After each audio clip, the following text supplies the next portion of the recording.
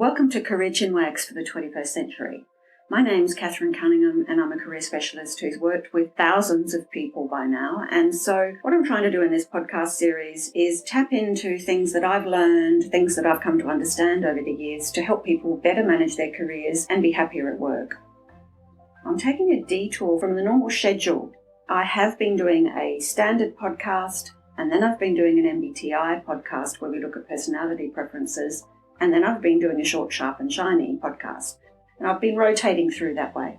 But I've had, a couple of weeks ago, a catastrophic upper leg break, which has really affected my mobility and my ability to get things done. And it's easier for me to do MBTI at the moment because I've done a lot of preparation work. They're all ready to go. So I'm taking a bit of a detour and I'm doing at least 2 MBTI on the roll and maybe a couple more. We'll wait and see.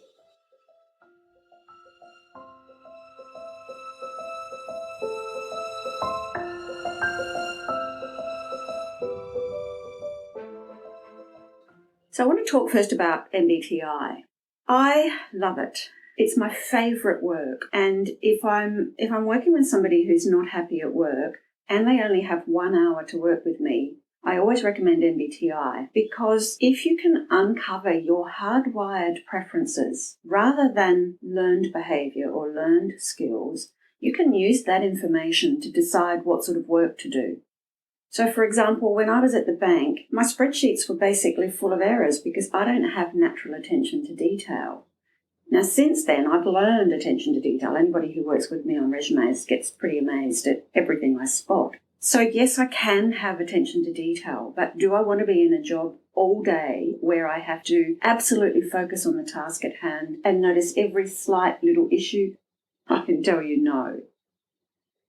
So where does it come from? I want to give you a little bit of theory before we start.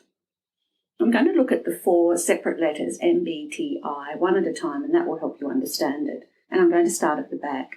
So the I stands for indicator. MBTI is not a test. So if you go online and do one of those free versions, it's pretty well a waste of time. It is only an indicator. As an accredited practitioner, I'm bound by the ethics to only ever deliver the assessment with the debrief.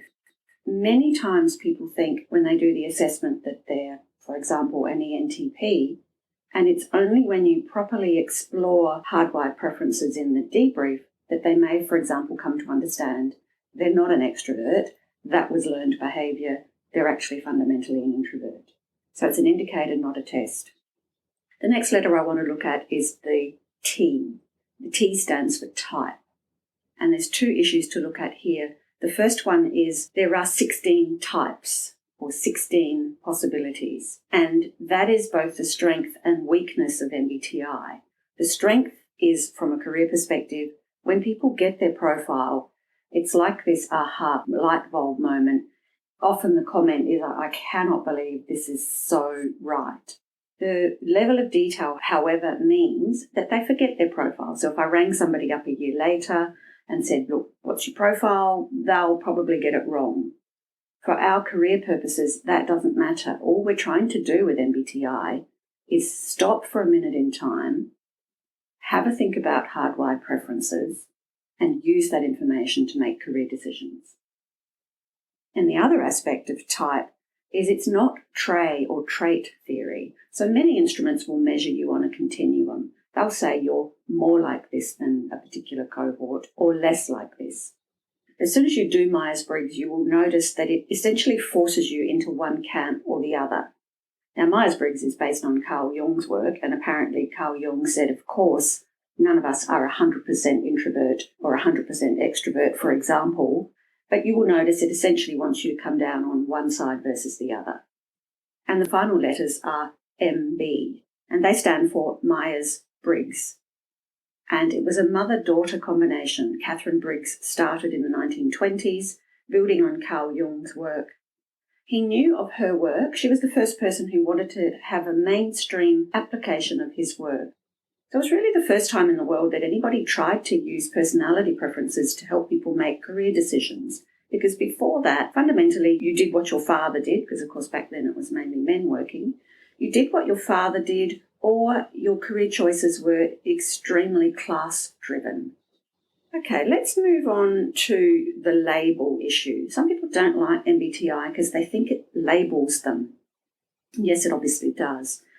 A useful analogy, however, might be if you think about your favourite room in the house. So my favourite room in the house is my bedroom. I do a lot of work on my bed. It looks out on a garden. I love the connection with the garden. My least favourite room in the house is the laundry. If you look at MBTI, the bedroom is really where you are most comfortable, where you are most in the flow, in the zone. MBTI does not mean you don't change your behaviour. So yes, of course, I go into the laundry. I don't like the laundry. I find it quite soul-destroying, but I go into the laundry. And probably from a work point of view, the example would be me working on resumes and making sure I dot the I's and cross the T's. I don't really want to do that all day, but I quite happily and skillfully go into that laundry.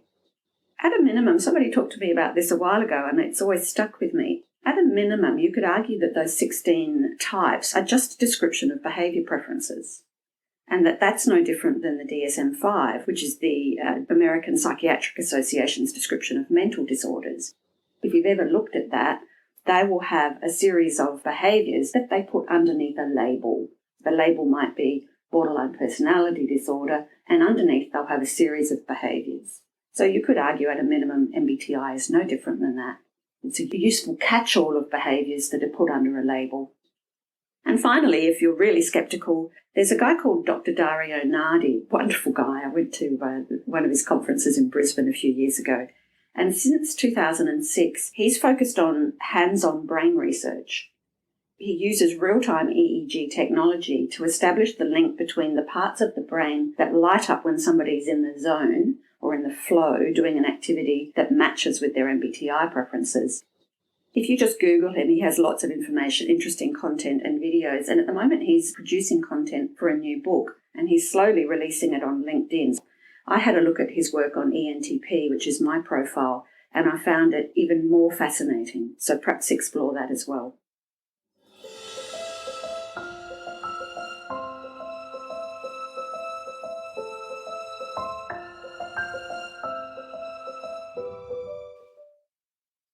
Today I'm going to look at ENTJs, and if there was a phrase that you could use to sum them up, it would be, everything's fine, I'm in charge.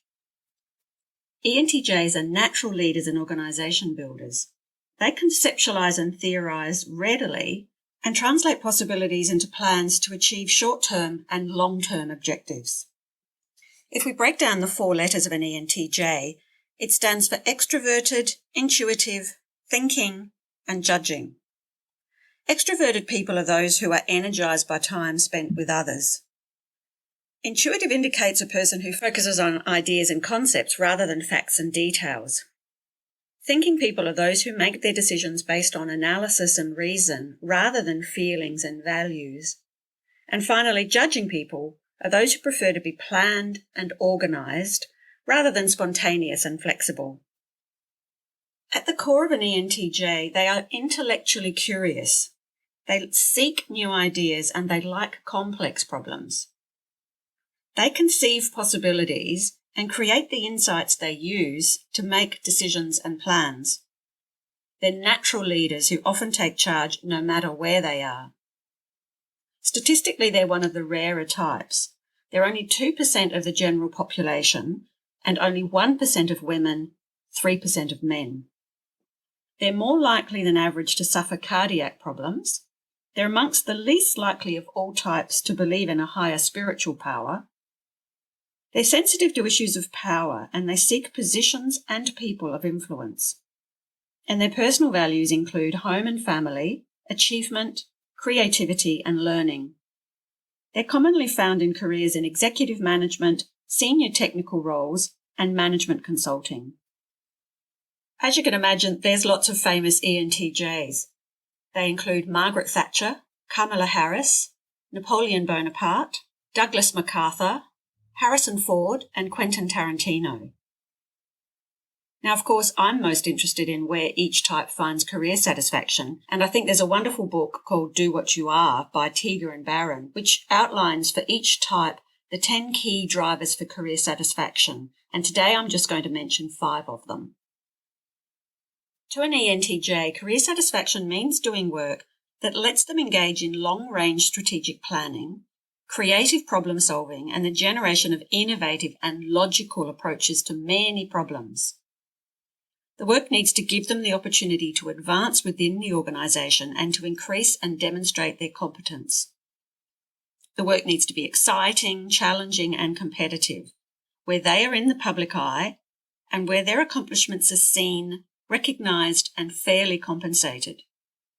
The work needs to let them manage others using logical and objective standards and policies that use people's strengths, but without having to deal daily with interpersonal squabbles.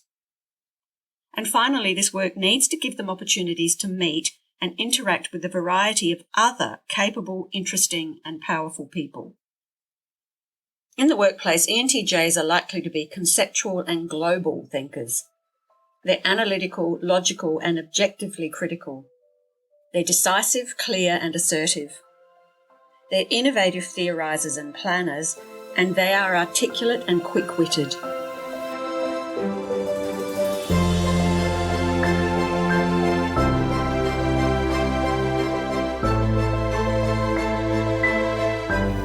If I turn to another book which I really, really value, there's a book called Working Together by Isaacson and Behrens. It details for each type how they're likely to behave in the workplace and what the implications of that are. It's a little bit outside of my scope because I'm a career specialist rather than an executive coach, but I find for my own profile, I find the information really valuable. So what I'm going to do is take one element from each category and just talk it through. So when we look at the management style of an ENTJ, the management style is likely to be action-oriented. They are visionaries who communicate a vision of how the organisation can change, and then they marshal the human and material forces to achieve these future goals and objectives. They typically take charge and command with such assurance that others usually follow easily. ENTJs expect others to autonomously and independently implement their outlined plans. When it comes to the values of an ENTJ, they value the theoretical. They want insight, understanding, comprehension, knowledge, genius, and precision. Their attitude, the basic attitude of an ENTJ, is that they are always open to new ideas, but they tend to be sceptical of their validity until logically proven otherwise. From a skills point of view, they're skilled at analysis. They can recognise conceptual differences and they can create categories. As strategists, they map out all the feasible events in advance, developing an action agenda, a well-thought-out outline, and an overall scheme. They build models, often theoretical ones, to solve complex problems, enigmas, and riddles, and get people to work towards goals. Not surprisingly, ENTJs enjoy bringing an organisation to a point where it delivers superior performance. Their driving force is that ENTJs have a high need for achievement. However, achievement is typically measured by standards set by them, not by society or the organisation. Their achievement need is reflected in a constant drive for competency and an ever-present, even if hidden, fear of failure. When it comes to their energy direction, of course, given these skills, values and attitudes, ENTJs direct all of their energy towards the acquisition of knowledge, competencies and implementation of their vision of how things can be. From an authority orientation, ENTJs want the person in charge to be knowledgeable and competent. Authority is not granted by position. They will question authority and test it, especially in their own area of expertise. Of all the NTs, the ENTJ is the most likely to take charge. And finally, from a blind spots and pitfalls point of view, ENTJs find bureaucracy frustrating, with protocol and paperwork a waste of time that could be best spent planning. And they can sometimes overlook the human element in their drive for action that will achieve the goal. Now, all that's very serious and very important. So, as I said, let's finish off with a little bit of fun. It again is from the Quora group that I mentioned earlier, who seem to just have an amazing knowledge of each MBTI type. And in this analysis, they talk about what would an ENTJ be like if they liked you. ENTJs hate wasting time, so if they like you, they'll probably just let you know by directly asking you out. They'll try and find out who you are by asking you questions and making direct eye contact. Your life and goals will be fascinating to them. They'll want to know your hopes and dreams as they try to figure out if you're someone they see as being there for them in the long term. Making sure your future lines up with theirs is critical to them. They don't like wasting time on a relationship they know won't amount to anything in the long run. They won't worry about beating around the bush or games to get your attention. They will be intentional and direct about spending time with you.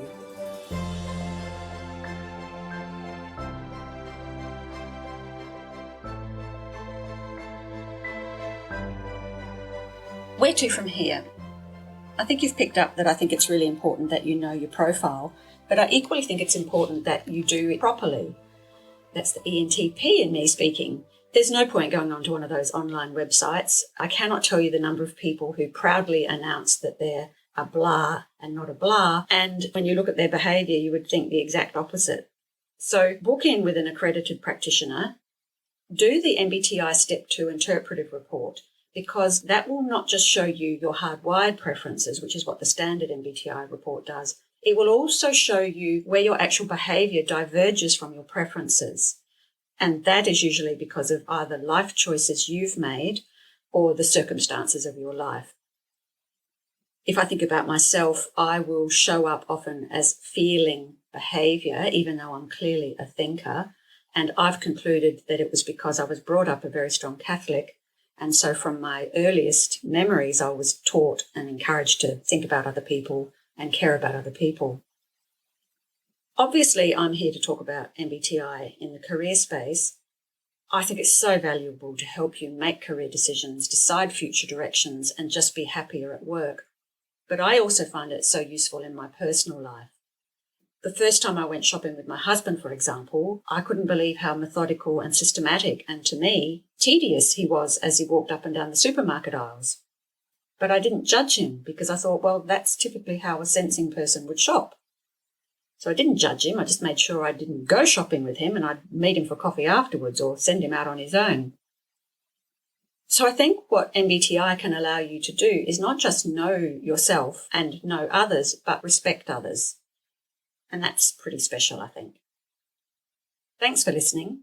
As always, there's lots of information in the show notes. Next episode, because I am still struggling a bit to get around, I'll continue down the Myers-Briggs path, and I'd like to finish with my hashtag. I do think it's a great hashtag. Hashtag, why not be happy at work? Bye.